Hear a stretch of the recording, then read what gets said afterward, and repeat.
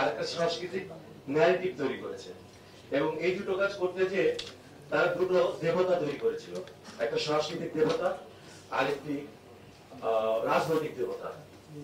রাজনৈতিক দেবতার নাম আমরা জানি শেখ মুজিব, সাংস্কৃতিক দেবতার নাম হচ্ছে রবীন্দ্রনাথ ঠাকুর।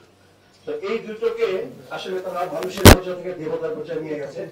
আমাদের এখন কাজ হচ্ছে, আমরা যারা নতুন বাংলাদেশ তৈরি করতে যাচ্ছি, এই যে নতুন সাংস্কৃতিক ন্যারেটিভ তৈরি করতে যাচ্ছি, আমাদের কাজ হচ্ছে দেবতা থেকে আমাদের এই মানুষগুলোকে মানুষের কাতারে নামিয়ে আনা। এই জন্য একটা সাংস্কৃতিক যুদ্ধের মধ্যে আমরা আছি, এবং এই যুদ্ধকে নিয়ে যাওয়ার জন্য কিভাবে দেবতা থেকে মানুষের রূপান্তর করতে হয় আমাদের এই সমস্ত মহাপ্রাণ মানুষদেরকে, সেই জায়গাটা আমাদেরকে দেখিয়েছেন কবি নজরুল ইসলাম, কিভাবে দেবতা থেকে মানুষে নামিয়ে আনতে হয়। তো নজরুল ইনস্টিটিউট এই ক্ষেত্রে অনেক বড় ভূমিকা রয়েছে নজরুল ইনস্টিটিউটের। আমি এখানে মহাপরিচালক পদে দায়িত্ব নেওয়ার পর থেকে আমি 20টি এজেন্ডা দাঁড় করিয়েছি। এটাকে একটা সাংস্কৃতিক বিপ্লব হিসাবে নিয়েছি আমি।